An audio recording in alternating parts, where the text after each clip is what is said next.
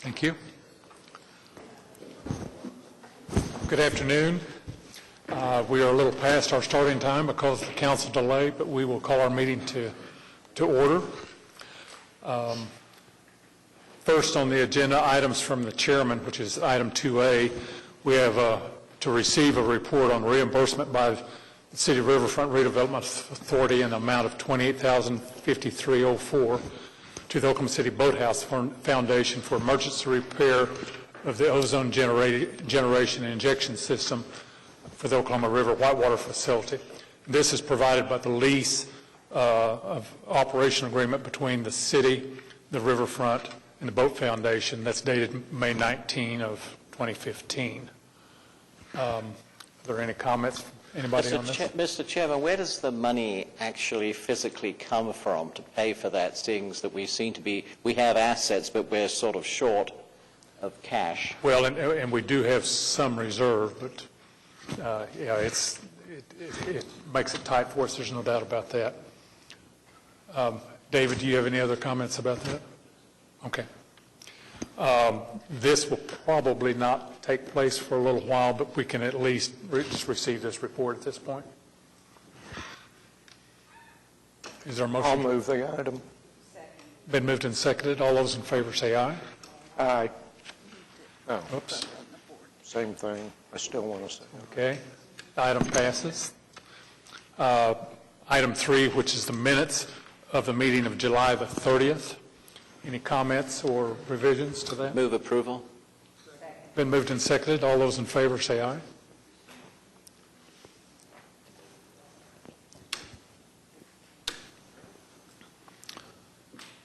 Moving to item 4, which is our consent docket. We have 2 items, our oil and gas report and our river corridor events update. Move Comments, approval of questions? both items. Been moved. Is there a second? Been moved and seconded. All those in favor say aye. Oh, I'm used to doing that. Excuse me. Okay. Item 5, primary items, is item A is to receive Oklahoma River maintenance projects update.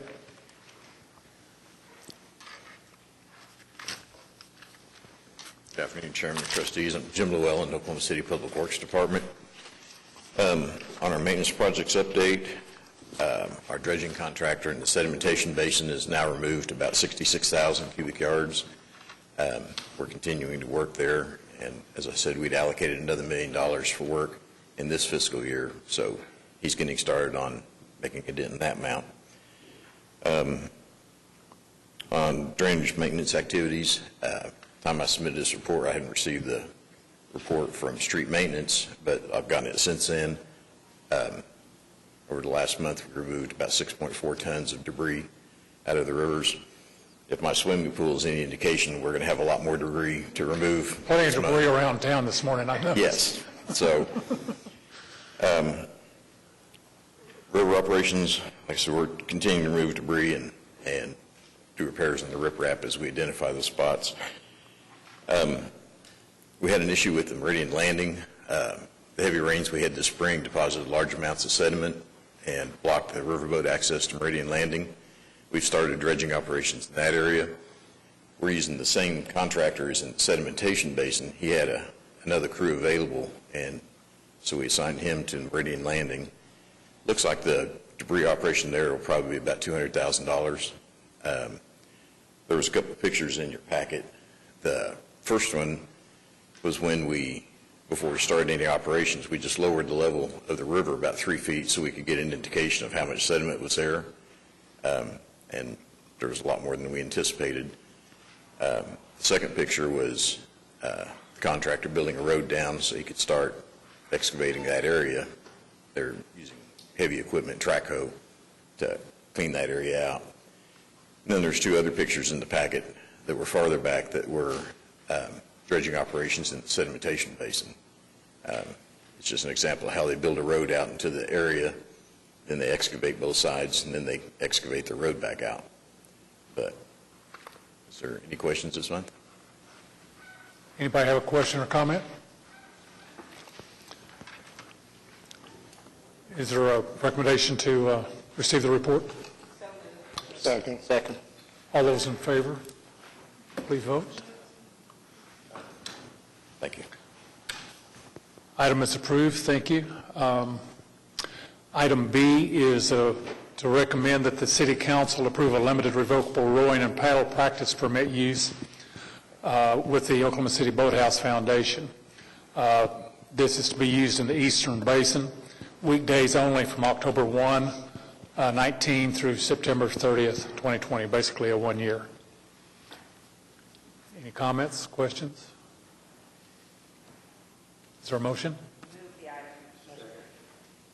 Been moved and seconded. Please cast your vote. Item is approved. Item C is a renewal of lease agreement with the City Riverfront Redevelopment Authority, the City of Oklahoma City, and Epic Paintball Park, LLC, for the use of Riverfront Redevelopment Authority property located near Interstate 40 and Council Road. Any comments?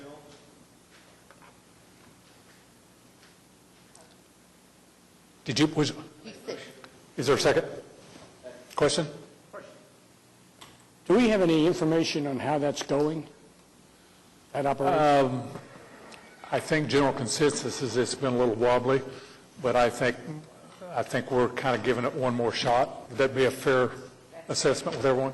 Yes, that's very fair. They really did not use the property this last agreement and thought that they did not want to continue, but changed their mind. So we've given them 1 year. Yeah, they've been a little slow on payment too, but they've come forward. So again, From the highway last night, it looked like I saw a bunch of equipment right down there near where the entrance. Do we have any idea?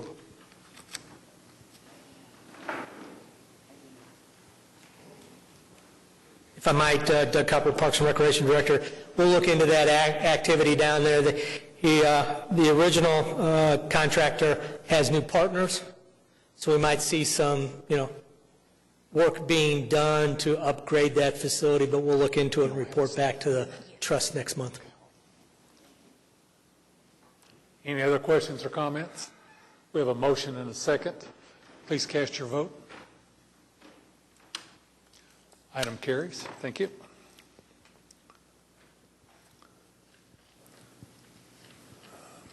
Item D is a joint resolution terminating park improvement and maintenance agreement dated February 28, 2017 with the City of Riverfront Redevelopment Authority, the City, and Oklahoma Shine Foundation, Inc. for privately funded improvements of Safari, McDulloch Point, and Crystal Lake Park. Comments, questions?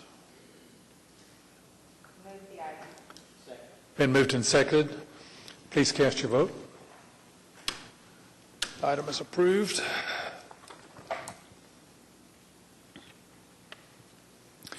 Item E is to recommend the City Council approve of a revocable permit with Scissortail Community Development for the 2019 Fiestas Patrias, September 15th, 29, using Manuel Perez Park at Hoffman Action Sports Center in Manuel Perez Park, and Zones 3 of Oklahoma City River Corridor and Wiley Post Park, as well as the Wiley Post Pavilion Event Center. Questions, comments on that? Been moved. Is there a second? Been moved and seconded. Please cast your vote. Item is approved. Item F is recommend that the City Council approve a revocable permit with the 45th Infantry Brigade Combat Team Fallen Heroes Half Marathon for Fallen Heroes Half Marathon. This is September 28th, using the South River Trail in zones 2, 4, 7. Questions or comments? Is there a motion? Been moved and seconded. Please cast your vote. Item is approved. Item 6, claims. Do we not have any claims? Is there one? Is it? It's not on here. Okay, yes. Yeah, we do have one item. Any comments, questions? I noticed on our Matt Hoffman, the permit for the Scissortail community, that they had an active shooter clause in this agreement. Is that something standard that we'll be seeing from now on? Curiosity? Jared. We've had discussions with the municipal counselor's office and the police department about this, and on city council today, this was part of a discussion about what legal authority the city has to allow a private entity that rents a public park to be able to do certain provisions like this for an event. Okay. And so Jared might be able to respond to that if you know the answer. For these facilities, I know there are specific facilities called out in the legislation that goes into effect in October. But I don't quite understand what the legal ability is of a private entity to put a clause in that is counter to the legislation. Did I set that up for you in a really confusing way? You did perfectly. The new constitutional carry provision goes into effect November 1st. And these events will actually occur prior to November 1st.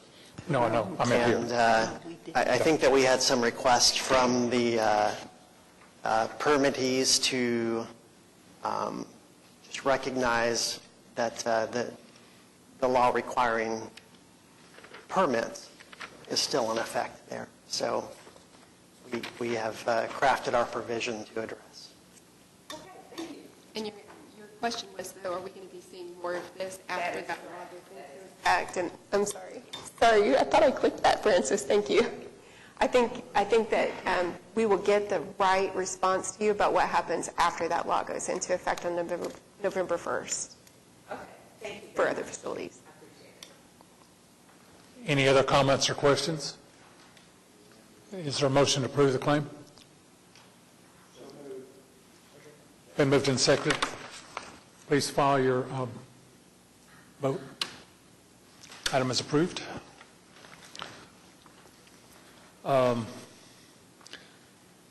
Item 7, receive the Park and Recreation Department Director's Report. Doug? Good afternoon again, Doug Cupper, Director of Parks and Recreation, for the record.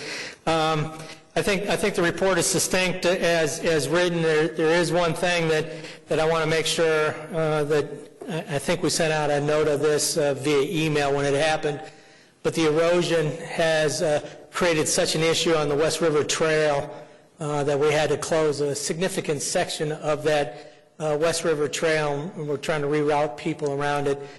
We are executing a contract of $64,000 with a consulting firm to, it's the consulting firm that actually designed the West River Trail through MAPS 3. We've hired them to come up with a smorgasbord, if you will, a menu of 3 options for us to look at in trying to get the West River Trail back open and operational. The preliminary cost factor for rebuilding the riverbank to secure the trail itself is somewhere in the neighborhood of $2 million.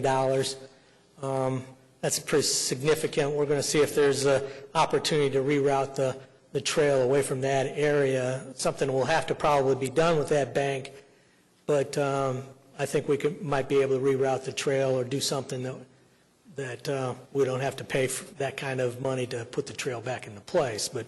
But I wanted to make sure you all were aware of it. It's on River Trust Authority leased lands. It's a significant corridor for our biking community, not only commuter-wise, but recreational-wise.